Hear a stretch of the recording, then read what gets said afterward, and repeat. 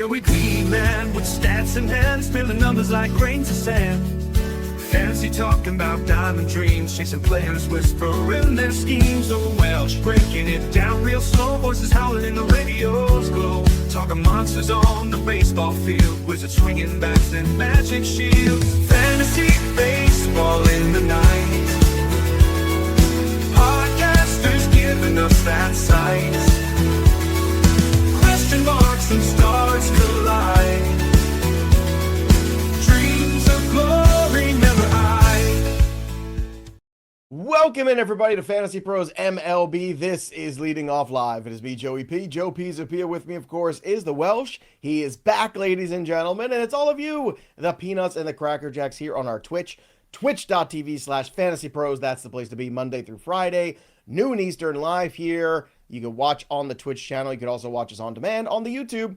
Fantasy Pros MLB. Subscribe today. Drop your comments below on this or any video, and you might win yourself the Cecil Fielder jersey. This is it. This is the last day of eligibility, so like the video on the YouTube channel, drop your comments below, and don't forget to make sure you subscribe. When you do all those things, the Cecil Fielder jersey could be yours. From pristineauction.com, old school number 45 in the navy blue. I love the retro throwback. Again, this is it. This time is ticking away on this bad boy, so make sure you get your shot to win this one. Welsh, welcome back. I know it was a long weekend. I know you got a case of the Mondays. How are your jazz hands? Have you rested them? Did you put them in ice this morning? What's going on? Because I danced. I was at a dance competition. When we say I was at a dance competition, it wasn't parenting. It was dancing. Oh. Little did you know that I'm like, what is it? Let's Brian be honest. Let's not Boitano? pretend like you're not in the aisle. Like, you know, like in Mean Girls when Amy Poehler is like doing the routine and the girls are on stage and you're like, oh, you girls keep me young. That's you. That was me. I was Amy Poehler in this instance. Yes. Did you have rock hard boobs too? Just like she did. Rock hard what? In the movie, she's got the rock hard boob job that she has, and then, you know, they make fun of it. It's great. I don't remember that. Mean Girls is great. It's a fantastic film. Also, you got some home runs while you were gone. I noticed. That's good. I noticed. I got a Monte. few bombs. Thank you, Cattell. Aaron Judge was getting a little pissed off. We had a chat on Sunday. He hit 2 because Friday and Saturday he didn't hit any. I was getting a little pissy. So we'll get to all that. But first, let's start off with another just brilliant performance in the headlines for Tarik Skubal. Just incredible. I mean, the Twins stink, but I don't care. 13 strikeouts, 7 innings. Just give him the Cy Young. It's his. Everybody, just it's over. It's done with. I don't want to hear it. Skubal's just been incredible. The only first-round grade pitcher on my draft board. Welsh, you know, going into next season, he's going to have probably back-to-back Cy Youngs. How early do you think Skubal is going to go in drafts in 2025 when we're sitting here, you know, next year? I kind of still think he's going to be the mid-round guy, like the late to early first to second. I don't think like a turn kind of guy. Okay. Yeah, like I don't think we're going to have any of these pitchers that are going to jump up into the first round. It's not the thing. Though, you know, there are going to be a handful of guys. Julio is probably going to leave us, you know, from that first round range. The back end, and this is where things could be interesting. You know, the back end of the second round, maybe it's not as sexy. It's the non-stolen base guys. You know, Duran and Merrill probably leave that range. I don't know if Langford is there. So it's a weird spot where if you're wanting elite, now you could have the argument of like hitting versus pitching, but if you want elite players, Tarik Skubal is not even arguably one of those. Like he is in that conversation. So I could see him going as high as maybe 8, but I think he's going to sit in that 11 to 14 range. Like someone on the wheel is going to be like, I want Tarik Skubal. He is the most trustworthy elite pitcher. Dude had 15 whiffs on his changeup in this game. He had 22 total whiffs, 15 on his changeup, which was a 65% whiff rate, a 58% CSW percentage. It's just he is elite of elite. He is the top guy. A lot of us, he was on the top board. So yeah, I think he's going to push the limits of being the first rounder. What I think is more interesting though is that I don't think it'll be a big argument. I mean, now it's still early-ish in the season, but Skubal versus Skeens, that's probably going to go far away, where you had tons of instances where Skeens was going as the high, probably more predominantly as the highest pitcher. I don't think it's going to be close. I think they may go close, but it'll be Skubal heavily as number one. This was my whole thing about Skeens going into the year. It's just like the ecosystem he pitches in is not good. You know, it's just not. Question here from Game Over. Will we ever see your pitcher win MVP again? Yes, Shohei Ohtani. So there's my answer to that. Well, cheating. Yeah. Cheat back home. There you go. Yeah. That's a cheating. I mean, it's true. But a standalone, yeah, we will. We will, because there'll be downturns in offensive years. I mean, it's one of those things people never thought it would happen again, and then Verlander did it, right? So, you know, it happens. So, like, you know, ever? Like, sure, but of course in the next 20 years, I'm not sure I we do. think even between the next 5 and 10, we'll get it. We might, because, you know, you just might have one of those years. Baseball's weird like that. Where there's not Ohtani. I don't think we do, because Ohtani's going to be around for a while. We've got these we got huge stats. We got players that don't push innings anymore. Like, you're going to get a guy that's going to win the Cy Young pitching like, well, that's the tricky part. 5 innings. We'll never see a reliever win the win the MVP or anything like that. Like, that'll never happen. Yeah, Gagne, that stuff is done. That stuff is done. BD, shout out to BD and AX Double, who just resubbed here with Prime. We appreciate you here on our shout out to Z and 4 and 2QL XTL C3PO 729er. Did I hear a niner in there? I think there was a niner in there. Aaron Judge, he had 2 dingers yesterday, 3 runs scored, 4 RBI, 12-5 win over the Athletics. Spencer Strider pitched very well. Unfortunately, it was against the Phillies, so he took a loss. But another good outing for him. I can't say the same for Sandy Alcantara. And now that they're kind of lined up, we're constantly, I feel like, just comparing, you know, the 2 roads diverged in a yellow wood. And I took the one in Atlanta, and I am much better for it. Spencer Strider was very good again. Again, maybe the strikeout total wasn't where he wanted to be, but he pitched well. Sandy Alcantara gave up 7 runs and 10 hits in 6 innings against the Diamondbacks. So, Welsh, I don't know how much you saw of this start. I didn't get to see any of it yesterday, but or Saturday, I should say. It was another line where just when you thought you were out of the woods, just when you thought you were safe with Sandy Alcantara, you had a winnable matchup against the Diamondbacks, and he just imploded again. The interesting part is that he did go a fair amount of innings in this start too, but what do you do now? Because I assume the manager of Sandy Alcantara is just shook right now. Yeah, I'm one of those. It was a really weird start, and just everything is just so weird now that you have the sample sizes just across the board. I looked at this start and I was looking at the 3D pitch chart, and it's bonkers how much everything was in the zone, like everything. Mm-hmm. And when you go look at the zone percentages, it's like the top 3 pitches he threw were like 70% in the zone. And that's not a good thing when you're trying to get like whiffs and avoid contact. His slider left it in the zone. His sinker, high zone, slider, low zone. He threw 4-seam fastballs high outside of the zone.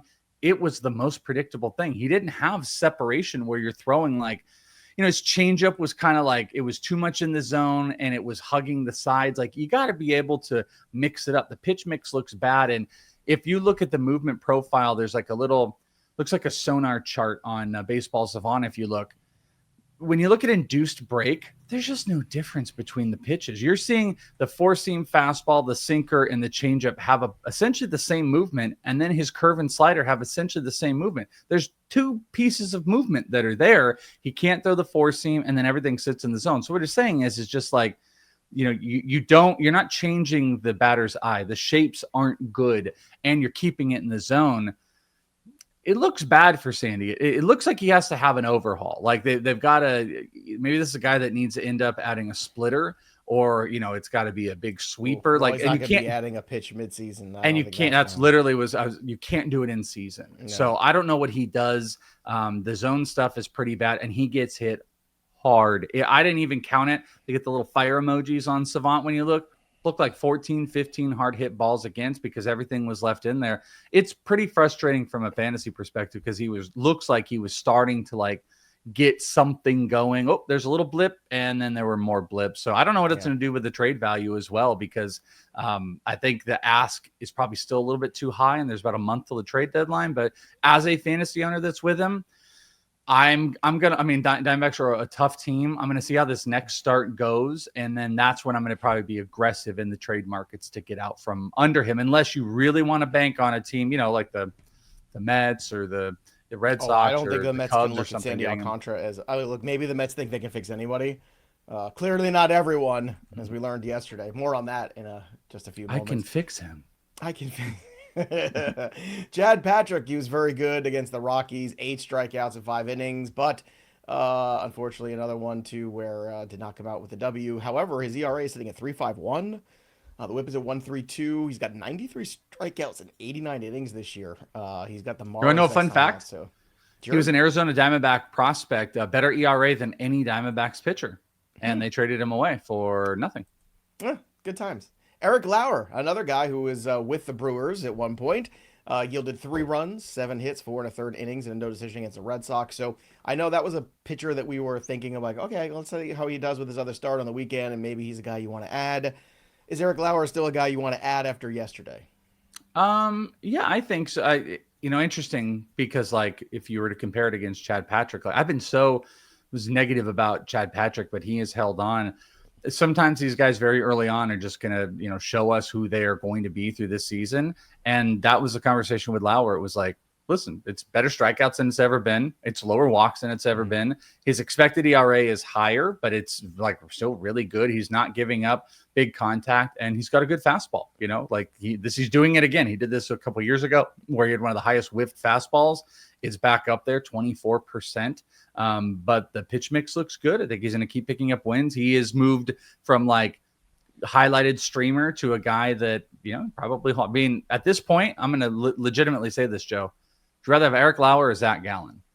Oh, Eric Lauer. I think there's there you go. Zach Gallen has a ERA approaching 7 over his last 15 starts. Yeah. So what are we doing here?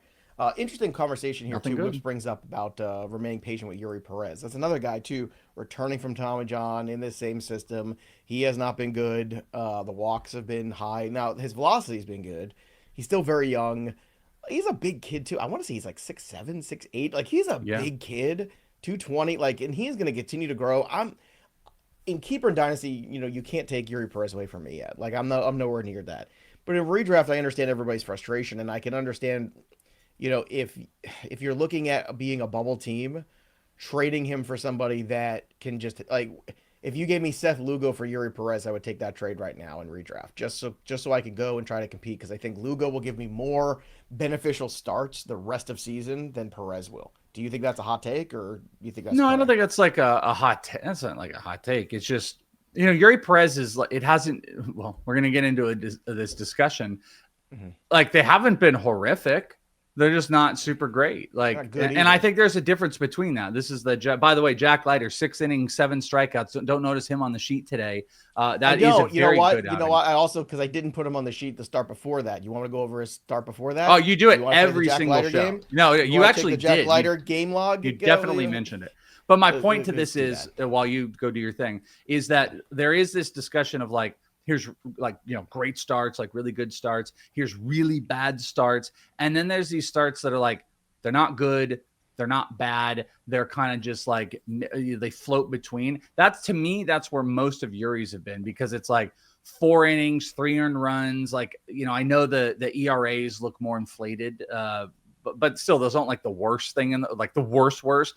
He's walking too many, which I think that is his absolute main problem. Striker. He's mitting all over the place right now.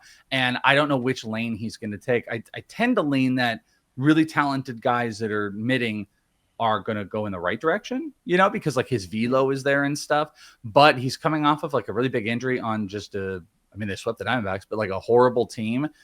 I tend to think like I might hold out a little bit. And then I kind of like the idea of him pairing 2 together and trading him. I just don't think he has a lot of trade value right now. That's the only thing. Look, somebody who just loves prospects or younger pitchers, there's always that one person in every league, who will always just be like, in redraft though.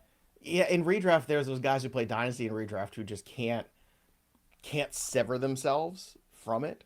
I feel like those managers that they can't break away too hard from the fact of how much they love prospects, and it hurts them to redraft. You see how they draft, or you see the moves they make, or they hold too long to guys.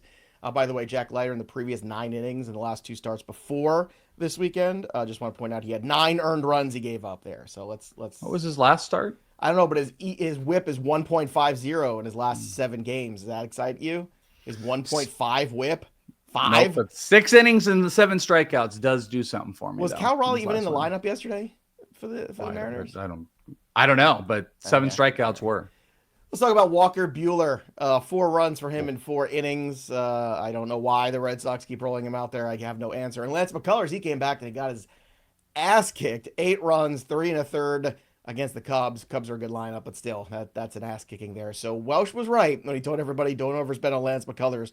If you broke your budget for him, you're probably not too thrilled right now, but hopefully he gets back on track. Some transactions, Heimer Candelario was released, and the Mets signed Dickie Lovelady. Again, they let him go, then they signed. It was what a crazy, tumultuous week it was for Dickie Lovelady, wasn't it, Welsh? Yeah, Dickie had a really weird, rough, and then great week to end it. I'm so glad he's a Met. Now they can, now they'll turn around this losing. Yeah, now they're gonna fix it. They're gonna fix it with Dickie Lovelady. Let's go to the rookie Lookie. Kyle Teal 3 for 4 with a double. He is slashing 319, 421, 404 with 6 runs scored and 4 RBI over his first 57 plate appearances. That's pretty good. Kyle Teal is floating around in 70% of leagues right now. I knew the kid was going to hit. He's got too good of a plate discipline, and it's starting to show up a little bit. He had a really good week. He was hitting 500 this week, Welsh. I don't know if you saw that this past scoring weekend. I mean, just that's a really good upward trajectory for him. I just want to see him do something else. I want to see them get him to first base. That would really get me excited. He hasn't. It looked like he played an inning. Keep you. I think that's the secret, isn't it, Welsh? You start swinging the back good. They're like, oh, why don't you go play some first base? Or why don't you go DH tonight, kid? It'd just be great. That's a lot easier. Yeah, I mean, I know they can like move these pieces around and stuff like that. And long term, we're actually going to talk about a White Sox who probably confirms Miguel Vargas stays at first base in the near future, which is why you're not going to see Teal there. He played like 1 inning in the outfield, but I would just love to see Teal get a little bit more position flexibility because that bat is super hot. But I mean, to your point, I don't know if the games are quite enough, but like in 2 catcher leagues, it's phenomenal. I'm not sure he's not like a single catcher guy yet, but he's doing great. He's doing great. Also starting to maybe do great. Roman Anthony, 3 for 6, 2 doubles on Saturday. So I'm a big buy on Roman Anthony right now, everywhere I can. I think this is the ideal time. All the deeper metrics are good on him. He's hitting the ball hard. He's a good player. It's just gonna, again, patience. Nick Kurtz took patience. Caglione is testing the patience right now. I think he's going to hit out of it. The Brewers are promoting Anthony Siegler. Why this is noteworthy, he is a catcher by trade, but apparently he's also somebody who plays second base, third base. He's got 20 steals at AAA, slashing 277, 416, 465 with 7 homers. Well, I don't know how much you know about this prospect here of Siegler, but whenever in deeper leagues you get somebody with catcher eligibility pop up, especially in those 2 catcher leagues, I don't know how much he's going to play or what the plan is for him, but it just seemed like a noteworthy guy to discuss as he's getting his opportunity in the bigs. Yeah, Siegler was a former Yankee, if I remember correctly. And that's what I was going to say. He's just a super util guy. They got a lot of those type of players, though. Like Durbin could technically qualify as that. A guy like Joey Ortiz could qualify at that. I'd say they found success with a lot of those players. I don't hold out big major hopes. Siegler's fun. I think he's a better real life player than fantasy. I don't think there's any fantasy value out of it. But, if he does start to hit early on, the position flexibility is going to work really well. I think he's a monitor. Don't do anything. Just monitor him and see if he gets the playing time and see where he's playing at and if that bat flies a little bit. Speaking of prospects, it's Monday, and you know what that means? It's time for Prospecting with the Welsh. That's when we look down on the farm and find some names that are important that you need to stash on your rosters or make some moves for in dynasties. So, Welsh, let's talk about Justin Crawford, a guy that is not new to this show. We have discussed him in the past. So far, AAA this season in 64 games, he's hitting 335. His on-base percentage is over 400. His OPS over 850. Now, again, power, not his thing. He's only got 2 home runs on the year, but he does have 26 stolen bases in those 64 games. He's been caught 7 times. Welsh, the on-base percentage is terrific. He's obviously a player that has a lot of speed and a lot of ability to get on base. How does he fit potentially here for the Phillies? Or is this the piece that they move to try to bring in some bullpen help, maybe a Duran or a Batista in the month ahead? I definitely don't think they move on. Now, there is a guy we're going to talk about in here that I think, could get moved in a piece, and that could make them even more valuable. I don't think Crawford's the one that they end up moving, simply because I think he's a version of like an outfield Jacob Wilson. And, it's kind of on display here where you can see he's not big homers, but his batting average is like crazy. He's more of a across the body type of hitter, makes tons of contact. This past month in June, he's walked more than he struck out. Now he strikes out like more than Jacob Wilson. He steals more bases, blah, blah, blah. But in June, he hit 344. Had a 434 OBP, ridiculous, but he only had 5 doubles, 6 total extra base hits of his 30 during that time. So that's where the Jacob Wilson he kind of comes in. Last month, hit 378, ridiculous last month. Strikeouts are a little bit more heavy, but he had a little bit more in the extra base field. What I think is happening, and I think this team ends up doing, is they're going to make a move that clears space for Justin Crawford in another direction, because I think defensively you're great. He's a different type of piece that you can get out there, put him at the top of the order. He walks a bunch. You kind of have those issues with, Stott and them. I don't know. I think at this point in his career, he's probably a 9 hitter that you put on there, but he's one of those devastating ones. I just think we're at the point where it's like, how much longer can they keep him down there? It's almost 300 at bats. He's almost hitting 340. You got to try him out, and he's not in the futures game roster, which I think sometimes is telling as well for players that maybe declined or teams don't want them to do it. Because if you look at the numbers, those numbers are justified as a guy that would be there, but he's already been there before. I don't think the team wants him to do it. I think he's up pretty soon, and if he's picked up, he's an absolute instant points league guy. If you're looking for stolen base and average, which plenty of you are, I would be looking. I think the clock is on for Justin Crawford, where we were just speculating before. All right, a prospect for the New York Yankees got moved up there to AAA recently, and it's Spencer Jones, a guy that, there was a lot of hype around Spencer Jones. He's a big kid, 6'7", 240. I've seen him, look, over the last 2+ years at AA, I've seen him probably take about 20 or so at bats. Like, I've been to a bunch of Somerset Patriot games, and I've watched him, and I've seen him have games where he's hit home runs, and I've seen him have games where he struck out 4 times and didn't touch a ball.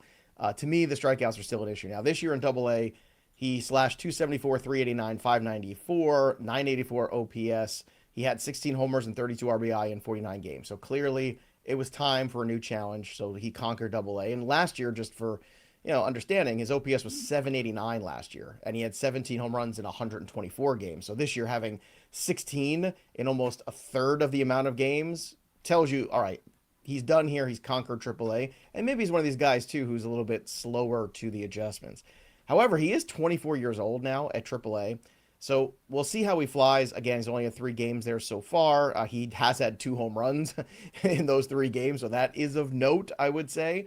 But with Spencer Jones, another guy that has massive strikeout potential built in, already, caked in there. We know the power's big. We know the strikeouts are big. The question is, when do you see Spencer Jones' path to the big leagues? So this is the one that I think there is the possibility that maybe he could be the trade piece, and that could open up some stuff. Like, where does he fit currently? Like, you've already got, Dominguez, and you've got some strikeout problems that are out there, but Spencer Jones is playing at a level where this team could look to offset.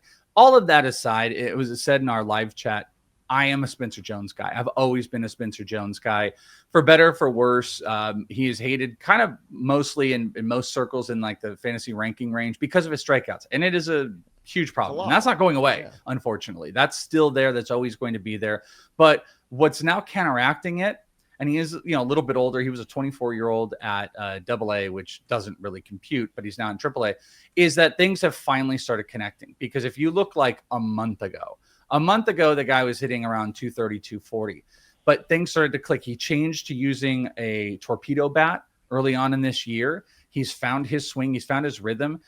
Looking back on this, on April 12th, he was hitting 231. April 29th, he was hitting 231. May 3rd, he was hitting 228. The only reason I'm saying all that stuff is he left hitting over 270. He left hitting over 270 in AA. Over the last month, combined with AA and AAA, he's hitting almost 320 with a 400 OBP and 9 home runs in the month of June. So Spencer Jones is a huge, massive impact bat of great power. He's 6'7", as you can see on the screen, 240 on the MLB pipeline page. Plus, he can steal bases. The strikeouts are a problem, but maybe we have some type of fix in play, torpedo bats in play here. I am a big Spencer Jones guy for big, loud stats. If the strikeouts are fixed a little bit, which we have seen, Ellie had a 30+% like minor league strikeout rate for a while. So if we can fix some of this with that torpedo bat, his stats could be huge. And maybe he's also a trade piece that hopefully doesn't go to, a really bad ballpark. Next guy on the list, Colson Montgomery here of the White Sox, shortstop here by trade. I'm a little surprised he made this list. 53 games at AAA this year. He's hitting just 220 Welsh. I know he's got 11 home runs. I know the White Sox have nothing to lose by pushing prospects, but why Montgomery at this juncture? What makes him worthy to discuss in prospecting? Yeah, no, it's a good question because the season has been really, really bad. So much so, he looked like he was a guy that was going to break camp with the team. That was the thought.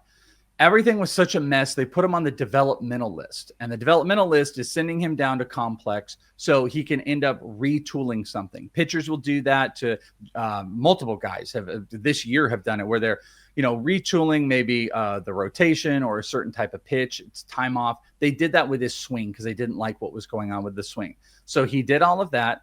He's popped back, got back into the game. He was hitting under 200 at the start of June. He's pushed his average in the month of June, though, up to 281. And I think that's the important thing because there were some significant changes that needed to be had. He has 4 homers in his last 4 games. Both were multi-hit games. Strikeouts starting to cool a little bit, around a 340 OBP with that 281 batting average. They just don't want him to be down there for so long. And there's space open on the infield. Like I said, Miguel Vargas could go over to first base full time, never have to move around. Colson Montgomery is your third baseman. He is a tremendous athlete. He can run. He has big homers. I've watched him for a couple years now.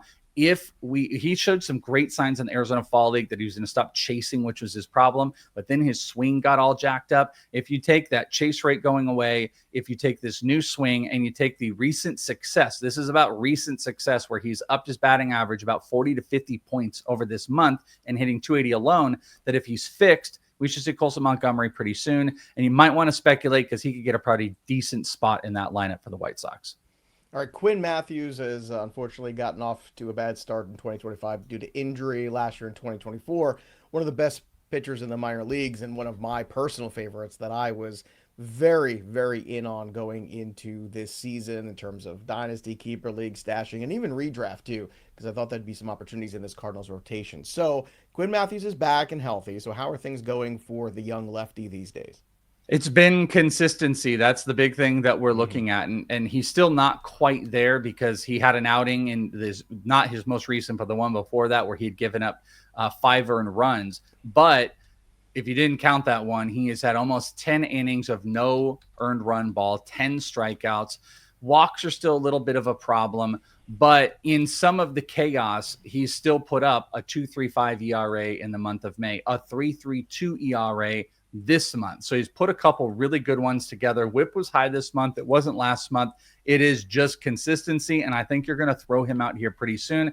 We don't need to talk about Bubba every single week. There's not a ton of other pitching prospects that we're really, really waiting on. Quinn Mathews is the one that we all thought would have been up a long time ago. And I do believe we're going to see Quinn here in the near future stack one more good start. And I think the Cardinals might get him up here relatively soon. Things are looking more consistent over the last 2 months out, sans one start or two. But again, the theme here outside of Justin Crawford has been guys that have had some big struggles that have really found their rhythm.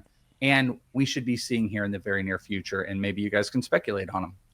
Just want to say I'm a little disappointed in you, Welsh, that Cam Schlittler did not make the list this week, just because I want to start selling shirts that say the Schlittler's full.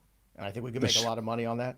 So and put you on Randy Quaid's face. I like it. Yeah, there you go. So maybe next week on Prospecting with the Welsh. Tune in next week to YouTube to find the prospects that Welsh is in on. Subscribe to Fantasy Pros MLB. Drop your comments below and like this video for more content here on Fantasy Pros MLB. Make sure you ring the bell till that goes ding so you never miss a bit of fantasy baseball goodness.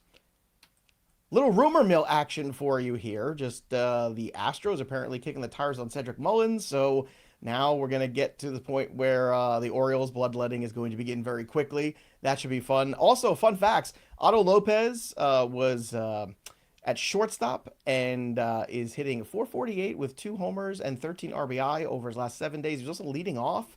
just something interesting. Little hot streak here for Otto Lopez, a guy that was hot earlier in the year in April, and people maybe overspent a little bit, but kind of a good last 7 games at least for Otto Lopez. Marcell Ozuna, the opposite. He struck out all 4 times against the Phillies yesterday. He has been stone cold. Welsh, he was on the trade video a couple weeks ago when he was still hitting, and we took some comments in there in the YouTube that were saying, "What are you doing? Why are you trading him? He looks great, blah, blah, blah."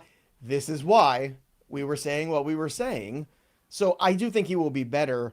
And if he's not, then he's IL bound. It's one of the two. Well, he was also like real life trade bound. If with all those trade rumors that were going on out there, it looked like he was being offered up across the board. So, that Marcell Ozuna was involved in stuff. So I'm not sure that even ends either. And maybe the Braves are looking for a little bit extra help because they see the writing on the wall. But yeah, I don't love what I'm seeing out of Ozuna. I don't know if they could trade him with the hip issue. I don't know if he'll pass. Well, they didn't. They couldn't. They didn't. Yeah, that's what I mean. Like you're kind of up against it right now. Ups and downs. Ketel Marte hit his 17th home run on Sunday, so a really good game for him. He also had a 3-run home run on Saturday, so Welsh is flying up that home run board. Corey Seager, also another guy we told you to buy on principle last week. And if you did before the weekend, well, you done good because he had a game-time 2-run homer in the 10th on Sunday. Wasn't enough for the Rangers, but also 2 walks, 2-run homer on Saturday as well. So he is getting real hot. O'Neal Cruz, his 14th and 15th homers on Sunday as well against the Mets. They beat the crap out of Frankie Montas, who was tagged for 6 runs and 4 innings in the downs. Frankie Montas, I knew it. I knew it was too good to be true that first start. I knew it. I could feel it in my bones. Kenley Jansen blew his first save of the year. And Luis Severino, unfortunately, things have not gone well for him. 7 runs, 6 earned. I mean, all the strides he made last year with the Mets seem to all have just been completely obliterated this year. I don't know how. I don't know why it happened so quickly. Well, it did. I mean, I'm going to take a wild guess here. Maybe it's the minor league ballpark that he pitches in, pitching for the Athletics. He was pitching at Yankee Stadium this weekend, wasn't he? No, but I'm saying as a general statement, like, wow, if you're talking about that game, I'm talking about in general, like, why has it not been good? Like, maybe that has something to do with it. Maybe a split to home are amazing.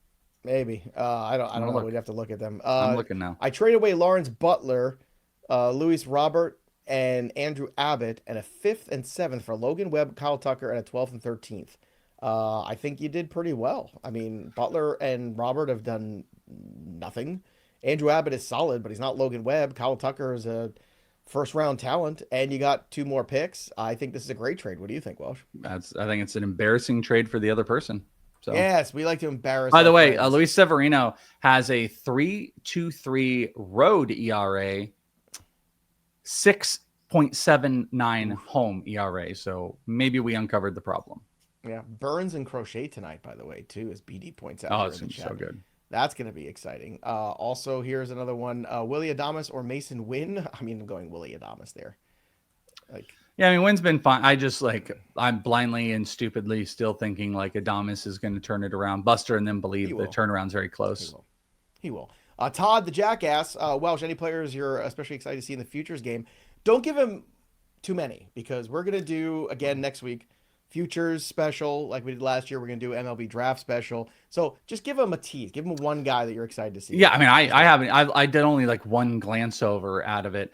I mean, I'd say Jesus Mate is going to be there. He should be, I believe, the youngest. That's the one. That's it. Don't give him. See, I can tell you're already going to list them. I was going to do one other.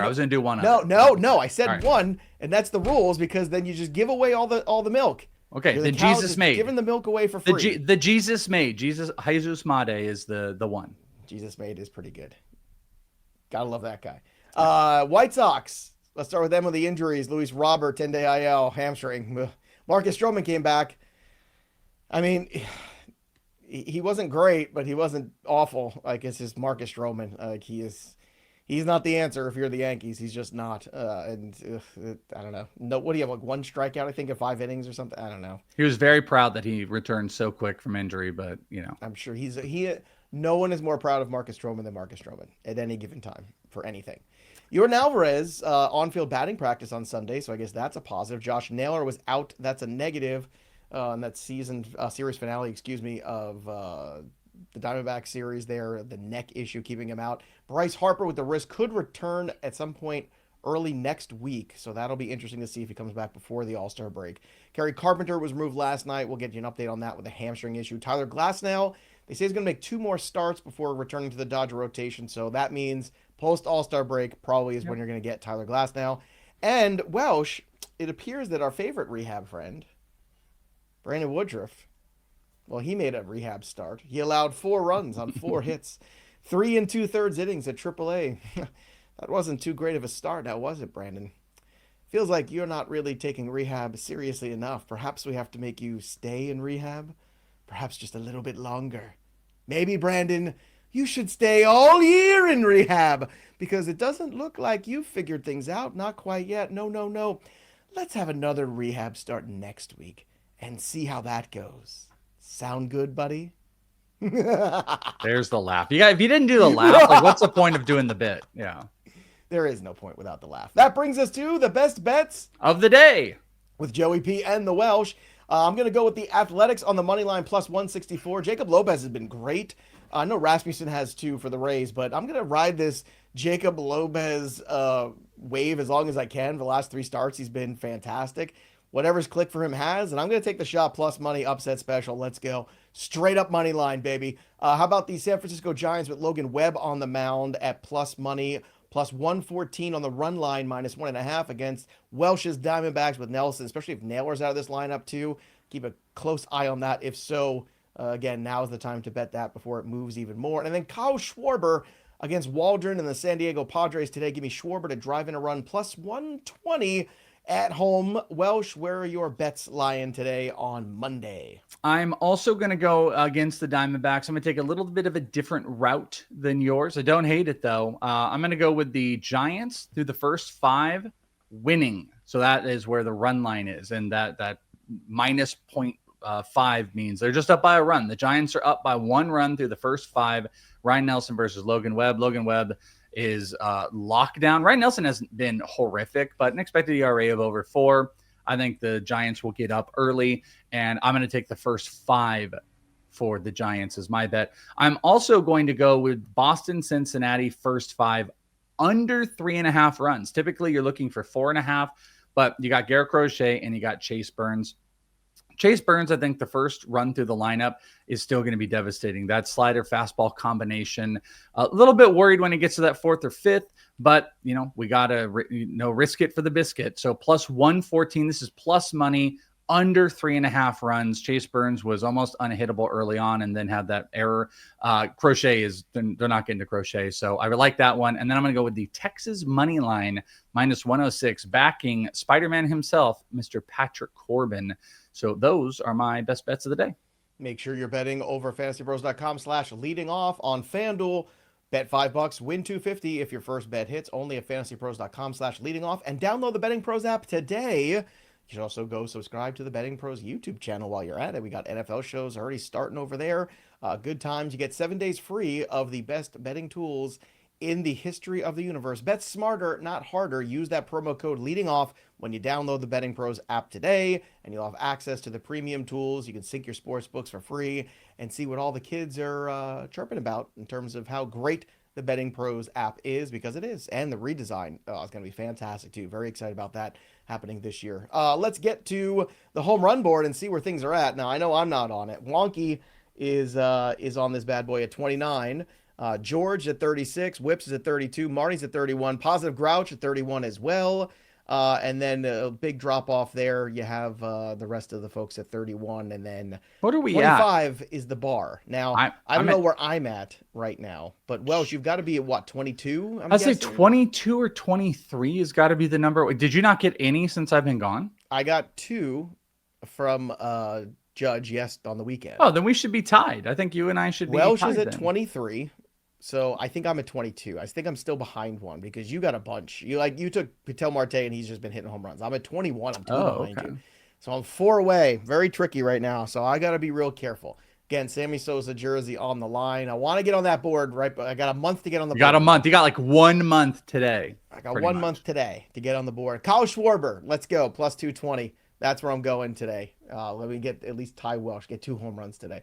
Welsh, where are you going for your home run call? You will not be tying me. It's the last day of June. It's a Schwarberfest. Joe and I are we are teaming with Kyle Schwarber.